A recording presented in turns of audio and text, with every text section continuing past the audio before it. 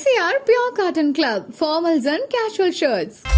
No compromise. Unga side enga side.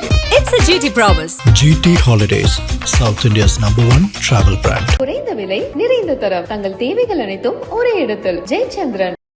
கன்னியாகுமரியோட Congress பாராளுமன்ற உறுப்பினர் திரு விஜய் வசந்த் அவர்கள் மகாத்மா காந்தி ஊரக வேலைவாய்ப்பு திட்டத்தின் பெயரை மாற்றி தேசப்பிதாவின் பெயரை நீக்கின பாஜக அரசை கண்டிச்சு கொட்டாரம் சந்திப்புல இந்தியா கூட்டணி கட்சிகள் சார்பா நடைபெற்ற போராட்டத்துல கலந்துகிட்டு உரையாற்றி இருக்காரு. இந்த பதிவை தன்னோட எக்ஸ் வலைதள பக்கத்துல ஷேர் பண்ணியிருக்காரு. பிரசன்ஸை அந்த ஃபீல்ட்ல காட்டிக்கணுன்ற ஒரு எண்ணம் இருந்துகிட்டே இருந்தது. அதுதான் தவிர நம்ம ஒரு பெரிய ஸ்டார்டம் இதை எதிர்பார்த்து பண்ணல. இப்போ இந்த இதுவே ரெக்கக்னைஸ் பண்ணியிருக்காங்கன்னா அது நேரில் பெரிய விஷயம் தான் சொல்லுவேன். இப்போ தந்தையோட மறைவுக்கு பிறகு அந்த டைம் பேசினாங்க. ஸோ அந்த குடும்பத்துக்கு தான் நாங்கள் சில விஷயங்கள் பண்ண வேண்டியது இருக்குங்கிற மாதிரி காங்கிரஸ் சில தலைவர்கள் பேசினாங்க.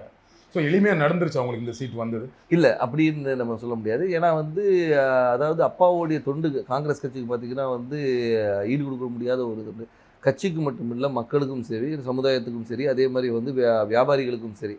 ஸோ அவங்களோட ஜேர்னி ஒரு பெரிய ஜேர்னி. அவங்களுடைய கனவு ஃபுல்ஃபில் ஆனது 2019 ஒரு எம்பி ஆகி அவங்களுடைய அந்த டேர்மை முடிக்க முடியாமல் அவங்க கொரோனாவால் பாதிக்கப்பட்டு இறந்துட்டாங்க. இதில் என்னென்னா அந்த டைமில் தான் எனக்கு அப்பாவோட கனவுகளை நிஜமாக்கணும். ஏன்னா அது வரைக்கும் இருக்கும்போது நம்ம ஒரு ஃப்ரண்ட் ரன்னராக இல்லவே இல்லை. நான் அரசியல்னாலும் அப்பா கூட நான் ஈடுபாட்டில் இருந்தேன். நான் ஃபஸ்ட்டு அப்பா மேயர் எலெக்ஷன்லேருந்து கேம்பெயின்ஸ் போயிருக்கேன். அப்போ காலேஜ் ஸ்டூடெண்ட் நான். ஸோ அந்த மாதிரி நம்ம பிஹைண்ட் இதில் அப்பா இப்படி பண்ணலாம்ப்பா அப்படி பண்ணலாம்ப்பான்னு கன்னியாகுமரி வரும்போது நாங்கள் ரொம்ப இன்வால்வாக இருந்தோம். ஃபார் எக்ஸாம்பிள் பார்த்தீங்கன்னா நோவல் டாட்டா அவர்களை பார்த்து டிசிஎஸை கொண்டு வரணும்னு கேட்டோம். அதே மாதிரி ஒரு ஜப்பான் நிறுவனத்தோட கடல் சீத்தத்தை எப்படி பண்ணலாம்னு பேசணும். அப்பா முயற்சி எடுத்து ஏர்போர்ட்டே வர ஃபீஸிபிலிட்டி இல்லைன்னு சொல்லும்போது ஒரு எக்ஸ்பர்ட்ஸை கூட்டு அவங்கள டெல்லி கூட்டு போய் வாங்கி எஸ் இஸ் ஃபீஸிபிள்னு சொல்லி ஃபர்ஸ்ட் ஃபேஸ் பண்ணி செகண்ட் ஃபேஸ் ஓகே. ஸோ இந்த மாதிரி ஒரு விஷனோட போயிட்டு இருக்கும்போது திடீர்னு மறைந்த உடனே ஐயோ அது பண்ண வேண்டிய கடமை நம்மளுடைய கடமைன்னு நான் சொல்லுவேன். ஒரு தந்தையை விட்டு போன பணிகளை மகனாக செய்ய வேண்டியது. அது குடும்ப ரீதியாகவும் சரி, வசந்தன் கோவாக இருந்தாலும் சரி, சமூக பணியாக இருந்தாலும் சரி இது நாங்கள் செய்ய வேண்டிய கடமைன்னு தான் எடுத்துக்கோங்க. உங்களுக்கு அந்த கடமையை அதை நம்ம பண்ணணுங்கிற ஒரு ஆசையும் கடமையும் இருக்கு. பட் கட்சிக்குள்ள அதை முழுமையாக ஒத்துக்கிட்டாங்களா? கட்சிக்குள்ள முழுமையாக ஒத்துக்கிட்டாங்கன்னா நான் மறைந்த பின்பு நான் உள்ள வரல. அதுக்கு முன்னாடி பார்த்து ஏஐசிசி மெம்பராக இருந்திருக்கேன், ஆர்ப்பாட்டங்களில் கலந்துருக்கிறேன், நிகழ்ச்சிகளில் கலந்துருக்கேன். ஏன்னா அப்பா ஃப்ரண்ட் ஹேண்ட் இருந்தாலும் நம்ம தெரியல. நிறைய பேர் கேட்டாங்க நீங்கள் கட்சியில் என்ன இருந்தீங்க சார், நான் இதில் இருந்த பாருங்க அப்படின்னு ரெஃபரன்ஸ். ஓகே நீ இருந்திருக்கீங்களான்னு ஒரு அப்பா மறைவு பின்பு நம்ம தெரிஞ்ச உடனே ஒரு லைம் லைட்டில் வந்த மாதிரி. நடுவில் கார்த்தி சிதம்பரம் அவர்கள் கன்னியாகுமரி தொகுதிக்கு பிரியங்கா காந்திக்கு விருப்ப மனு கொடுத்தாரு இல்லையா? அப்போ எப்படி இருந்துச்சு அது? அப்போ எனக்கு என்ன தோணுச்சுன்னா, ஓகே கட்சிக்குள்ள அதுக்கு முன்னாடியே பேசிட்டு இருந்தாங்க விஜய் வசந்துக்கு தான் தொகுதி கொடுக்க போறாங்க அப்படின்னு பேசிட்டு இருக்கும்போது இந்த ஒரு நிகழ்வு நடந்தது. கட்சிக்குள்ள அப்போ ஒரு சப்போர்ட் இல்லாம இருக்கும் அப்படி. அதாவது அதுக்கு தான் பேர் விருப்ப மனுன்னு வச்சிருக்காங்க. அவங்க விருப்பப்படுறவங்கள இது பண்றதுதான் விருப்ப மனு வச்சிருக்காங்க. ஏன்னா அப்பா போட்டியிடும் போது ராகுல் காந்தி அங்கே போட்டியிடும் சொல்லி விருப்ப மனு கொடுத்தவங்களும் இருக்காங்க. ஸோ அதனால அந்த விருப்பத்தை ஒரு அகில இந்திய தலைவர் நம்ம தொகுதியில கன்னியாகுமரி காங்கிரஸோட கோட்டையாக இருந்த ஒரு காமராஜர், குமரி அனந்தன் இவங்கெல்லாம் வெற்றி பெற்ற ஒரு டென்னிஸ் எல்லாருமே வெற்றி பெற்ற ஒரு காங்கிரஸோட இதாக இருந்தனால அந்த ஒரு பலம் இருக்கிறதுனால பண்ணா நல்லா இருக்கும்ன்ற ஒரு இப்போ சீட் கொடுத்தாச்சு. எந்த அளவுக்கு நம்பிக்கையா இருக்கீங்க? ரொம்ப நம்பிக்கையா இருக்கு. மக்கள் என்ன ரெஸ்பான்ஸ் சொல்றாங்க? மக்கள் ரெஸ்பான்ஸ் ரொம்ப நல்லா இருக்கு, ரொம்ப நல்லா இருக்கு. அதே மாதிரி என்னன்னா ஆதரவும், அதாவது முதற்கண் கட்சியோடைய ஸ்ட்ரென்த்தும் எங்களுடைய கூட்டணியோடைய பலமும், அதுபோல் அப்பா விட்டு சென்ற பணிகளும், அதுபோல் ராகுல் காந்தி அவர்களுடைய வருகை அந்த கரெக்டாக அந்த மார்ச் 1 வந்தது ஒரு பெரிய எழுச்சியை கொடுத்தது. எங்கள் தொண்டர்கள் மத்தியிலும் சரி, பொதுமக்கள் மத்தியிலும் ஓகே நம்ம ஊர் வந்திருக்காங்க, அவர் பண்ண, அதாவது ஒரு தலைவராக வராமல் ஒரு தொண்டனாகவும் சராசரி மனிதனாக வந்தார். இப்போ நீங்கள் எல்லா தலைவரும் வராங்க, மீட்டிங் போடுறாங்க. அப்படி இல்லாமல் ரோட்டில் ஒரு டீ கடையில் நின்று ஒரு பையனை கூப்பிட்டு பேசி அவங்ககிட்ட ரன்னிங் இன்ட்ரெஸ்ட் இல்லைன்னா ஷூஸ் இருக்கா, இல்லைன்னா ஷூஸ் வாங்கி கொடுத்து அனுப்புகிறேன். ஸோ இந்த மாதிரி ஒரு பர்சனல் கனெக்ட், திடீர்னு போய்ட்டு ஸ்கூலில் போய் தண்டனை எடுக்கிறாரு, இன்ட்ராக்ட் பண்ணுற ஸ்டூடெண்ட்ஸோட.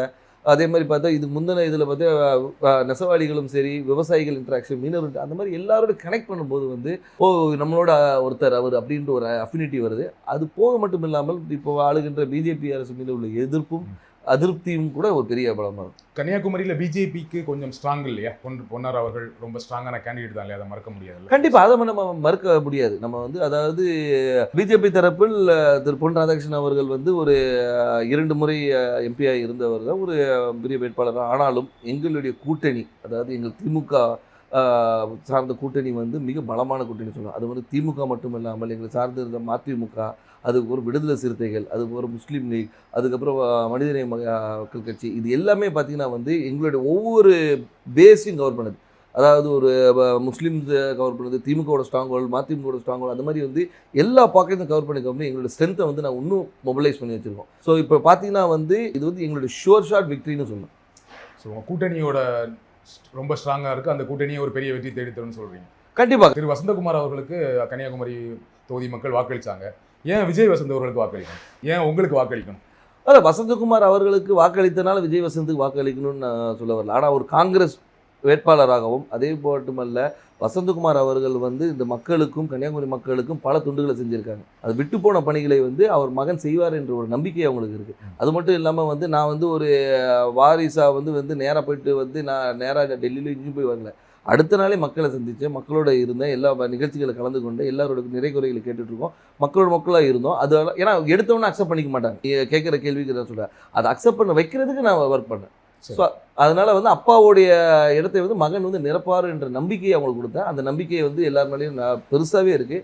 அதனால் வெற்றி வாய்ப்பு ரொம்ப நல்லது. குமரி மாவட்டத்தில் வரீங்க, ரொம்ப படித்த மாவட்டம், ஆனால் அங்கே நிறைய பிரச்சனைகளும் இருக்குது. அதை கரெக்டாக ஐடென்டிஃபை பண்ணியிருக்கீங்களா? என்னென்ன திட்டங்கள் வச்சுருக்கீங்க? கண்டிப்பாக. அதாவது வந்து நீங்கள் கன்னியாகுமரியை பொறுத்த வரைக்கும் பார்த்தீங்கன்னா வந்து இந்த மிக்ஸ் ஆஃப் ஆல்னு சொல்லலாம். அதாவது கடல் இருக்குது, மலை இருக்குது, எல்லாமே இருக்குது. அதனால் வந்து மக்களுடைய தேவைகளும் அவங்களுடைய இதுவும் நிறைய வேறுபாடுகள் இருக்குது. ஒரு பாக்கெட்டையும் நாங்கள் அனலைஸ் பண்ணி வச்சுருக்கோம். அதாவது இந்த மக்களுக்கு இது தேவை, இவங்களுக்கு இது தேவையில்லைன்ற அளவுக்கு அனலைஸ் பண்ணி வச்சுருக்கோம். மக்களுக்கு விரோதமான எந்த ஒரு சட்டத்தையும் கொண்டு வரக்கூடாது என்ற ஒரு முடிவும், மக்களுக்கு எப்போவுமே நன்மை கொடுக்கணுன்ற ஒரு சட்டத்தை கொண்டு வரணும். அவங்கள மக்களுடைய வாழ்வாதாரத்தை உயர்த்துகிற அளவுக்கு என்ன செய்யணுமோ அந்த திட்டங்களை கொண்டு வந்து. எனக்கு தெரிஞ்ச வரைக்கும் குமரி மாவட்டத்தில் வாழ்வாதாரம் ஓரளவுக்கு நல்ல வாழ்வாதாரம் இருக்கும். எல்லாமே படித்தவங்களாக இருப்பாங்க, வேலையில் இருப்பாங்க. ஆனால் என்னென்னா அங்கே என்ன வேலை கிடைக்குன்னா, ஒன்று படித்து முடித்தா டீச்சர், பெண்களாக இருந்தால் நர்ஸு, அப்படி இல்லைன்னா இப்போ ஒரு சமீப 10 வருடங்களாக சாஃப்ட்வேர் இன்ஜினியர் நிறைய பேர் வந்து சென்னையில் வேலை பார்க்குறாங்க, ஃபாரின் போவாங்க, கப்பல் போவாங்க, இந்த மாதிரி வேலை செய்வாங்களே தவிர மாவட்டத்துக்குள்ளே வேறு என்ன வேலை வாய்ப்புனா எதுவுமே பெருசாக கிடையாது. ஃபேக்ட்ரிஸ் கிடையாது, சாஃப்ட்வேர் கம்பெனிஸ் கிடையாது. அப்போ அதற்கான திட்டங்கள் என்ன?